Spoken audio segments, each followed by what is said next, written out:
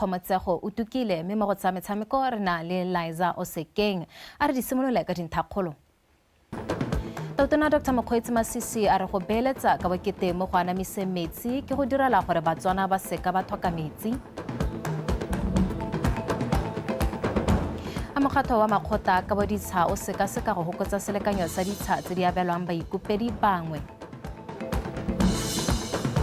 Mme mo go tswa metshameko setlhopha sa setšhaba sa The Zebras se thulana le sa Cape Verde ka nako e ya boraro go ipatlela phatlha kwa AFCON 2025.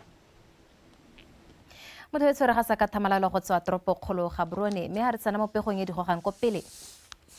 Tona Dr. Mokgweetsi Masisi o phaketse a le ko motseng wa Kanye go tshimolodisong semmuso ya tiro ya tlhabololo le kanamiso metsi e lopileng makgolo a didikadike.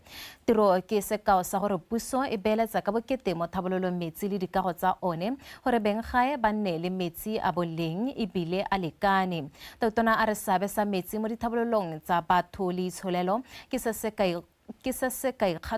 ka se kgatholosiweng a kaya ha ele maitamo a puso go netefatsa gore ga go ope yo tlhokang metsi. O tshedile ka betse ka pego. Metsi ke pinagare ya botshelo ka jalo puso e tsweletse ka go netefatsa kanamiso ya ditirelo tsa one go sologela molemo tlhabologo ya batho le itsholelo. Banni ba batalang SATA ba ba mo motseng wa Kanye o na le palo ya batho ba heta 48,000 ke bontlhabongwe jwa palo ya batho mo lehatsheng ba ba tsweletseng ka go akola ditirelo tsa tlhabologo ya metsi go ba tokahaletsa matshelo. Gompieno Batswana ba heta 83% ba na le phitlhelelo ya metsi a boleng bo le gore lekgotla la ditšhabatšhaba la botsogo la pasisitse. Re go se tlhoe mo Afrika lesego gore le roma batho ba ba irang jaaka le ba romile. Ke mang o ikile a akanya gore mo ngwageng tse tlhano mo bathong ba bolalweng ke lenyora o ka tsisa matshethetshethe ya metsi o bo wa tsa wa go a tlhatswa? Ke a kopa ke rapela puso e dirisitse madi a kana ka 396 million pula go ira maharatlhatlha a metsi a irela lona ba balla metsi le ditlamelo diriswa tsotlhe. Ba na le seabe mo mohameng wa metsi ba dumela go le botlhokwa gore batho ba nne le metsi a boleng a phepa ebile a lekane botlhe ka jalo seabe sa ditsamaiso tsa dithabololo tsa ditirelo tsa phatlalatso ya metsi di le konokono go netefatsa se. Re gona ga phatlalatso ya metsi gompieno metsi ona a gorogile selekanyo sa metsi se ne sa oketsega morago ga re tsenya mo tirisong thulaganyo ya metswedi kana didiba tsa ko masama go tegotela diploto tse se re di dirile tse se re di connectile mo metseng mo dikgoteng tse tsotlhe di tshwara 64 mme metsi ka kakaretse one a se tsa semolotse go goroga mo diplotong ka bontsi. Dithabololo tse di thatswa baningati ebile di tisa tsholohelo mo benggaeng le bagolwane ba motse. Tota ke gone go leboga goromente hela gore e rile a bona gore re bolwa ke lenyora mono a ira project ya metsi ya madi a mantsi ya gore re kgone go nwa metsi mo Kanye ka re sa bologolla ka lenyora ka ke setse ke dile. Mme jaaka no bua Tona ditirelo tse o laetse gore di neelwe Batswana kopo ke gore Batswana ha ba neetswe ditiro ba di dire ka maatlametlo le botlhaga le botswerere jo re boeletsang. Ditogamano tsa thabololo ditirelo tsa metsi mo Botswana di supa ditsamaiso tse di lolameng tsa go anamisa metsi ka selekanyo boleng le bokete jo bo tlhokagalang go nosa benggae mo nakong eno le mo dingwageng tse di tang. O tshedile Onkabetse, Botswana Television. Re sa le ho tautona Dr. Mokgweetsi Masisi o letse a ile go gomotsa ba lelapa ra tlhaselo ko Ramotswa morago ga go tlhokagala ga motsadi wa bone e bong Re Kenneth Seabelo Tlhaselo. Tautona Masisi o kaile mogwebu yo motona mo mohameng wa dipalamo ha ene le setswerere mo kgwebong e bile a le lerato ka jalo go maleba go mo gopola ka ditiro tsa gagwe tse dinte ke kantse khumalo ka pego. Ba lelapa la ga Re Seabelo Tlhaselo ba ba santseng ba gakgamaditswe ke leso la gagwe ba tlhalositse fa a tlhokafetse ka go ikgapela botshelo ka letsatsi la tshipi. Re Tlhaselo yo neng a tlwaelesegile fela ka go bitswa Seabelo o ne a tumile ka go nna mongwe wa bagwebi ba ntlha ba lehatshe leno ba mohama wa dipalamo. Ngaka ra mmona o na le bana ba gwe ba bereka le bone ba dinese ba feta ba re tlhobosetsa ba re nya re o mapodisa na tla ka ene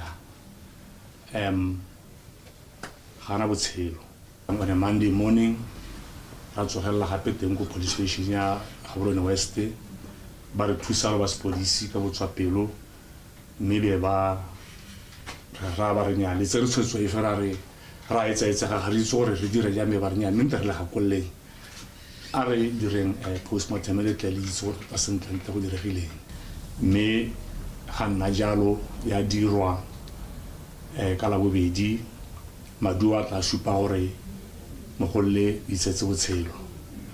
Fa ntsha molaetsa wa kgomotso go ba lelapa ra Tlhaselo, tautona Dr. Masisi a re Seabelo e ne le senatla sa kgwebo a gaisa bontsi ba ba lekana naye le ntse a na sena dithutego tse di kalo. Tautona o kopile ba lelapa le setšhaba ka kakaretso go mo gopola ka ditiro tsa gagwe tse dintle. O botlhoko mme a gona gore ka reng ke go amogela ke tsise one matshidiso ao batho bo go madisa holang itseng hela gore mogolle re tsetse nae re itse botshelo ba go ba bonna tla ba bokgoni ba bopelonomi le go rata dio ditlhamalla ditumelo a re mogakolo go le ka tseo hanke gore thuse sepe go nna re ya kabetsa gore ke eng hewe ke ba gorile o tshetse botshelo ba gago o re diretse rotlhe o re godisitse gape ke batla go le kopa ke le rapela ka mong ka go kgonang ma le bona o ditsa belo Tlhaselo ha tshwanele Botswana ka bontsi wa senoga ka monana le gone, but the sharpness of his entrepreneurial spirit ka titego nana le one ka ha simotseng ka teng he stands out o gaitse ba le bantsi ba ne bana di tlhakatlhaka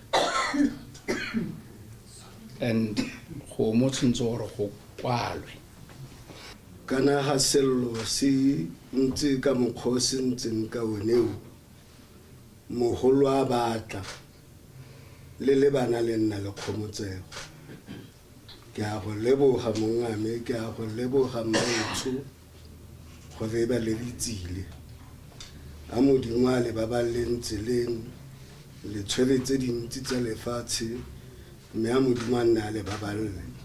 Re Seabelo Tlhaselo o tla bolokwa kwa gagabo kwa Ramotswa ka matlhatso. Ke ikantse khumalo Botswana Television Ramotswa. Meamo wa gagwe o robale ka kagiso ha re tswelela le dikgang tsa rona moeteledipele wa mokgatlho wa kaboditsha wa Botswana Association of Tribal Land Authority Dikgang o tlhalositse ha ba thulanya dithogo go sekaseka gore ke go hokodiwe selekanyo sa lehatshe le le abelwang baikopedi kwa dikgaolong tse ba sa tholegeng go tsone kgotsa jang ha le kudisa ba bega dikgang ka seemo sa kabo ya lehatshe monogae o tlhalositse ha lehatshe e le bonthapongwe jwa boleng le ngwao tsa batho ka jalo go le botlhokwa gore Motswana mongwe le mongwe a nne le lone Solofelo Tombale ka pego go abiwa ga lefatshe ntse le kgang ya moruthuta ka lobaka lo le leele mme ebile ntse e beile Batswana ka fa mosing ka go ntse go tsaya lobaka gore ba bone lefatshe le fa go le jalo ka boeteledipele jwa ga tautona Dr. Mokgweetsi Masisi seo se ne sa fetoga ka lephata la kaboditsha le na la kgona go abela Batswana ditsha di le 100,000 mo ngwageng ka jalo ka maiteko a go tsamaelana le lenaneo la tholontsha kgotsa mindset change ba lekgotla la batla ba itlamile go tswelela ka go dira diphetogo go thusa go tokafatsa boleng jwa botshelo jwa Batswana. Land is an identity. So maybe it's high time. We simolola re bona gore ra allocate diploto. A kere gompieno ga te one man, one plot. In every car anne go lengwe le gongwe. Gongwe re simolola go bona gore motho mongwe le mongwe a nne le a plot of different sizes. Ke gore ga ile gore o tswa ko kanye mo Gaborone wa wena hela se batlang ke boroko ya ka motho o nnang ko flateng ko block 5. Gongwe tsone di multi-residence re la allocate le 5 mo teng e be re wena wa ga ntlo ya gago ha wena wa ga gago hale gore re easier the land pressure. Batla ene a tlhalosa gore e santse ena le dikgwetlho di tshwana dikoloto tse di setseng kwa morago tse di imetsang ditiro tsa bone. Di-land board ya ka ntse jana di-land board di a kolotwa. All the 12 land boards di kolotwa 378 million. The 12 land boards. Ga re re di-land board di a kolotwa ga re re di kolotwa ke nkuku ko gae ga re re di kolotwa ke motho wa plot ya bonno ra di kolotwa ke di lease tse di dirilweng lease rental tsa batho ba ba dirileng ka di projection. Botsala jo bo leng teng fa gare ga makgotla a ka boditsa ke jo botona re kgona go thusana ka go akanya re a tlotla re bua ka megala re a buisana re dira dilo tse di farologaneng go bona gore dikgang tse re kopana le tsone di ka rarabololwa jang.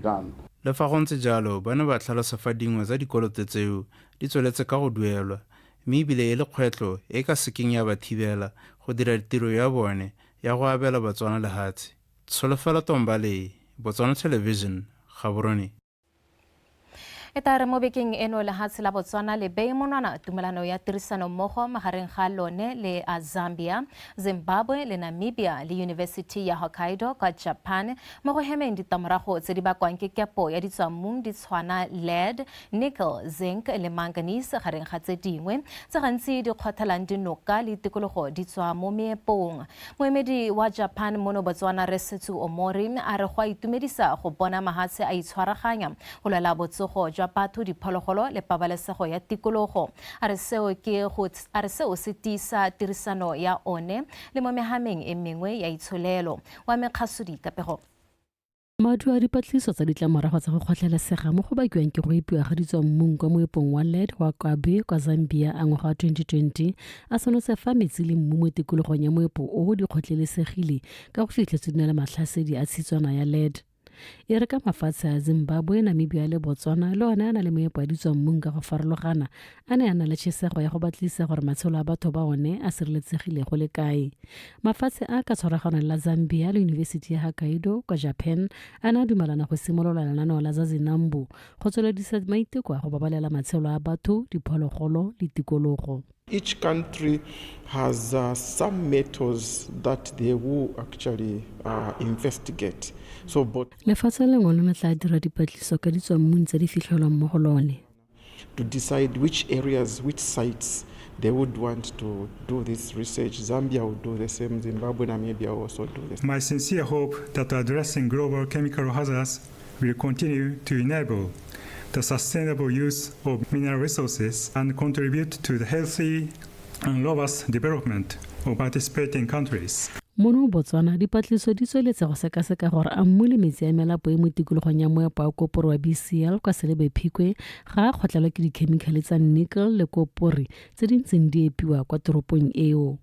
There are very high toxic metal concentration, especially the nickel in the nearby river. Noka ya gaufi le moepo wa BCL e na le khemikhale ya nickel e bore mo matshelong a batho se se referetswe ke lekala la BGI fa le dira dipatliso tsa lone. Monitoring execution, and this it mostly due to lack of initial framework of environmental sustainability during the mining period of the BCL. We really hope to come up with a very comprehensive database which will really help us to really understand what is really going on around that Silibepiko area. In order to further strengthen the monitoring system for lead pollution, lekala le itebagantseng le go ntsha dithuso mo boemong jwa lefatshe la Japan la JICA le tla thusa mo go diragatseng lenaneo la tsa zinambo gore la anamisediwa kwa mafatsheng a Botswana, Zimbabwe le Namibia go thusa mafatshe ao go emisa kgotlalesego ya tikologo, which is called as Zinambo. I believe that today's symposium will become an important milestone for the implementation of the Zinambo. mafatshe a mane a solofetse go baya monwana tumelano eo pele ga ngwaga ono fela go tlhagolela tsela tshimoloso semmuso ya lenaneo leo la tsa zinambo ngwaga o tlang ka kgwedi ya Moranang. Wa me Khasudi, Botswana Television, Gaborone.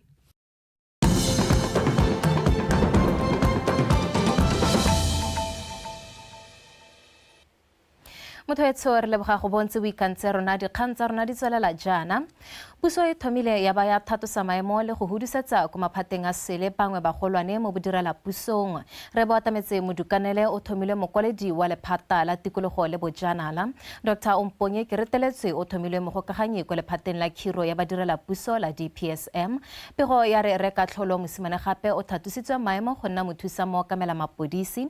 Mme mosadinyana Molefe o thomile mothusa mokwaledi mo lephateng la tsa tirisano le mahatshe a sele le tshekatsheko ya melao ka hata se ga lephata la tsa mahatshe a sele. Dr. Mareko Ramotsababa o thomile mokwaledi wa ditirelo tsa botsogo ko lephateng la botsogo. Dr. Christina Smith ene o thomile mogolwane kgotsa senior consultant mo lephateng la botsogo.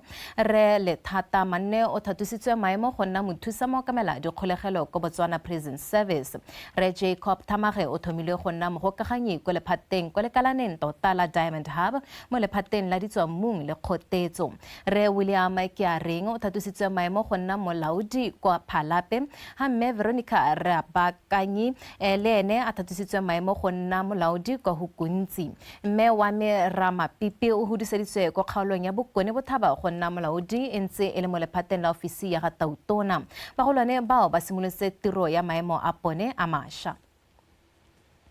A re ntse re a letswane go butswa sekolo se se botana kwa Gerald Estate ko toropong ya Francistown se se nang le mantwana a borutelo a le 22. A bula semmuso sekolo seo mothusa tona ya dikgaolo le Thabololo Magae re se Thabelo Modukanele o tlhalositse ha se papamatsa maiteko a puso a go thabolola dikgaolo ka go aga dikago tsa setšhaba. Ke di bongele ka lake ka dintha.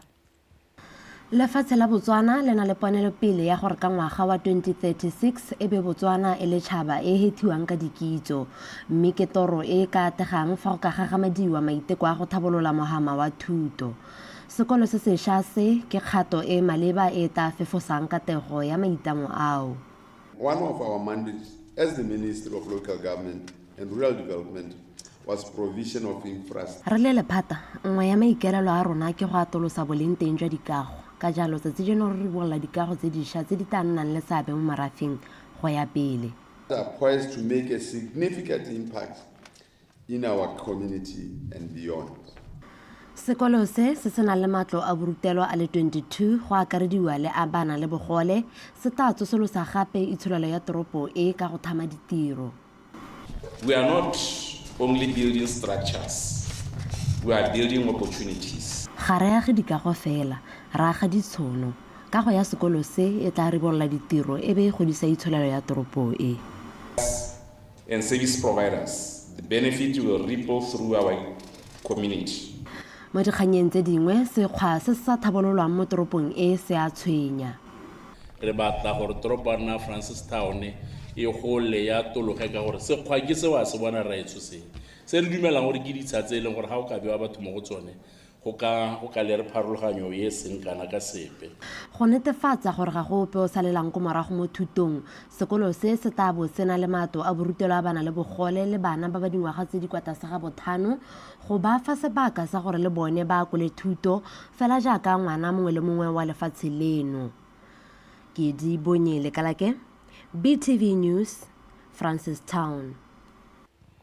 Mogolwane wa Okavango Diamond Company re kitlana mphuthego a re bodiragatsi jwa ditshwantsho mo kgaolong ya Afrika bo godile wa twitiwa ebile bo a lemogwa.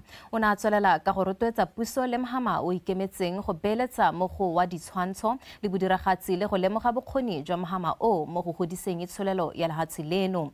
Se se builwe kwa tshimolodisong ya Bantu Film Festival mo Gaborone go rata Moranyane ka pego. Bosheng jana mo bokopanong le badiragatsi tautona Dr. Mokgweetsi Masisi o na rotloetsa mahama yo ikemetseng ka nosi go thusa go godisa mahama o monogae a ka ya fa mahama o ikemetseng ka nosi o le maoto a tshupa mo go emeng nokeng badiragatsi ba monogae.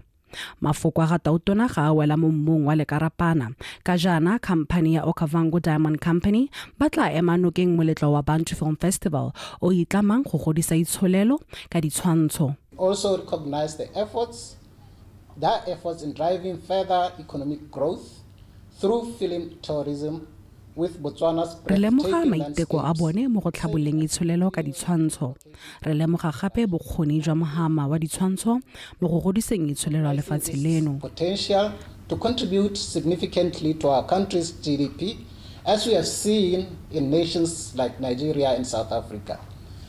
Moletlo wa ditshwantsho wa Bantu Film Festival ke maiteko a tlamelang batlhami ba ditshwantsho go ngoka dipeeletso go tlhama ditiro le go godisa mahama wa ditshwantsho mo Botswana. Aim of creating a space where we can celebrate African excellence. Not only that, but also showcase African films. Because through that exchange, a moletlo o ke go neela batlhami ba ditshwantsho ba monogae sebaka sa go supa tiro ya bone. Re simolotse re le monogae fela re supa ditshwantsho tsa mono mme ra bona go le botlhokwa gore re godise moletlo yo gore re tswele kwa ntle re tsenelele le ko mafatsheng a sele mo Afrika. Encompasses or curates films from local Botswana filmmakers and also in the diaspora in Africa as well. Bantu Film Festival means so much to me and the rest of us. Bantu o raya go le gontsi thata mo go nna le botlhe batlhami ba ditshwantsho ba re hano. O re fa sebaka sa go galalela re le badiragatsi mme jaaka o itse gore mohama yo mo lefatsheng la rona o santse o gola ka jalo moletlo o re thusa go bontsha batho ba mafatshe a sele tiro tsa rona. Countries and the whole world in general. Tloyo wa Bantu Festival o tlise ba itsanape ba ditshwantsho go tsweng ko mafatsheng a sele mme o tla goga go fitlhella kgwedi eno e le malatsi a 12. Go rata Moranyane, BTV News, Gaborone. Pego eo e digarela gore jaanong re tsetsa metshameko melaetsa o sekeng o eme sente go go dinela.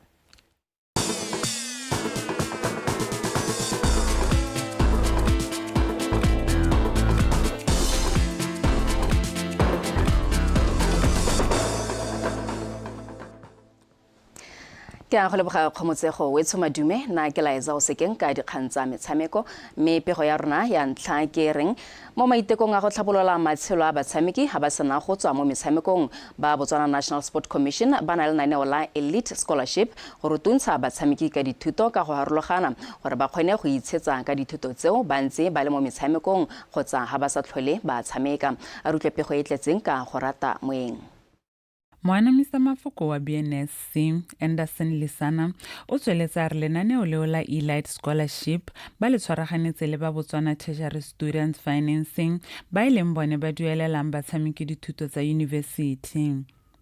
Lisano na gatelela gore batshameki ba monogae ba ba nang le keletso ya go tsaya karolo mo lenaneong leo ba tshwanetse gore ba bo ba itlegile mo motshamekong ya ditlhopha tsa setšhaba. Qualification kana eligibility is that you need to be a citizen of Botswana under the age of 21 and below. Me gape re le commission re na le tshono ya gore if we see potential in an athlete who is above 21, we reserve the right to afford them that opportunity. Ta ke tlhalose gape ga odimo e re ke tswelela o to di tlhaloganya sente gore kana we are in partnership with Department of Tertiary Education Financing, DTEF. E leng gore ka yone ke yone e leng gore e duella batswana sekwele se se golwane kana tertiary education. Mme yalo re tlhoka gore o le athlete e leng gore e performile kana e takeile part in local, regional and international competitions with podium finishes. Ebe re tlhoka gore o bole in good standing o se mo doping bene. Lisana o tsweletsa tlhalosa Fabienne se tla tsaya batshameki ba le 10 ka ngwaga. Batshameki bao ba tlhophiwa ke makgotla a bone a tsa metshameko go supa fa ba na le keletso mo go tseyeng karolo mo lenaneong le. Re bona maduo hela mo go tseneletseng I mean the athletes tsa rona di a sekolong di be di bui di graduateile, and we see that when ba heletse in terms of their athlete career kana in terms of their lifespan ya bo athlete, they are able to get into employment, they are able to get into businesses. O ta gopola ya lo motho o tshwana Dipsisololwane was in an elite scholarship we emisitse o tshameka football, and we are seeing him running a consultancy currently is very successful as well. So ke tsone tse re di tlhokang hela rona gore re bone gore ba fetsa sekolo and gona le go eleng gore ba kgona go itirela letseno teng. Kwa bokhutlong ba BNS ba kgothaditse batshameki go tsaya karolo mo lenaneong le gore ba kgone go tlhabolola matshelo a bone ka thuto ka jana botshelo jwa metshameko bo le bokhutshwane. Go rata moeng BTV Sport Gaborone. Mo go tse dingwe setlhopha sa setšhaba sa tennis sa basimane ba ba dingwaga di kwa tlase ga 12 se latlhegetswe ka dintlha tse 2 go ile nngwe kgatlhanong le sa Zimbabwe mo metshamekong ya kgaisano ya ITF CAT 12 and under teams finals e tsweletseng kwa Notwane Tennis Center mo Gaborone, mme go ne go ile katlego kgakole. Lefatshe leno le simolotsa letsatsi la boraro la kgaisano bokoa jaaka Francisco Brink a na latlhegelwa a ketekwa ke Chamak Zwaniki wa Zimbabwe ka disete tse 2 tsa 6-1 le 6-2.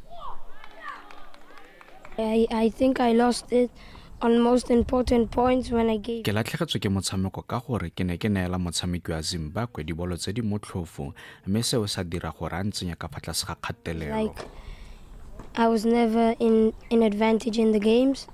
My forehand was really good, and me approaching. Ke fentse motshameko ka gore gompieno ke ne ke tsogile sentle ebile ke tsene mo gone ka maikaelelo a go fenya mo godimo ga moo ke ne ke ipaakanyeditse kgaisano e fela thata. Knowing that it's not going to be an easy win, yeah. Mo motshamekong wa bobedi magareng ga Botswana le Zimbabwe ga bo go kopane Rorisang Ubuseng le Unathi Sithole. Baagisanye Zimbabwe ba leka ka gotlhe go lekalekanya dintlha fela Ubuseng a bo a tsogile sentle a fenya motshameko o motlhofo ka 6-3 le 7-5. Mafatshe a Botswana le Zimbabwe a na tswelela itana ka noga e tshela mo motshamekong wa di-doubles kwa bobedi jwa Moshe le Kaukau le Francisco Brink ba monogae ba ne ba thulane le Chamak Zwaniki le Munyamunasha Mtlhanga ba Zimbabwe, mme Zimbabwe ba fenya motshameko o ka 6-2 le 6-3 go etsa letsatsi la boraro la kgaisano ba fentse metshameko ya bone mebedi go le mongwe wa Botswana.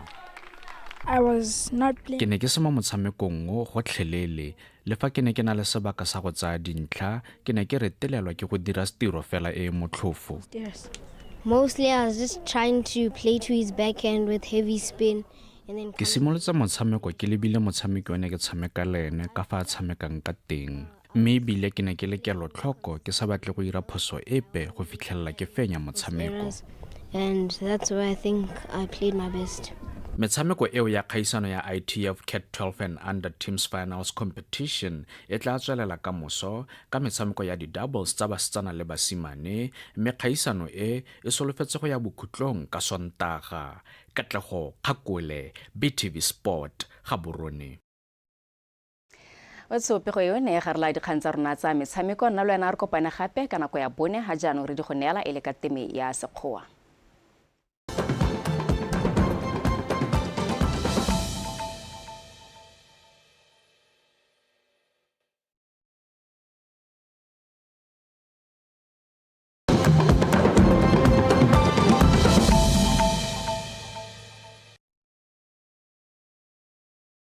Botswana ba hita 83% ba na le phitlhelelo ya metsi a boleng bo le gore lekgotla la ditšhabatšhaba la botsogo la pasisitse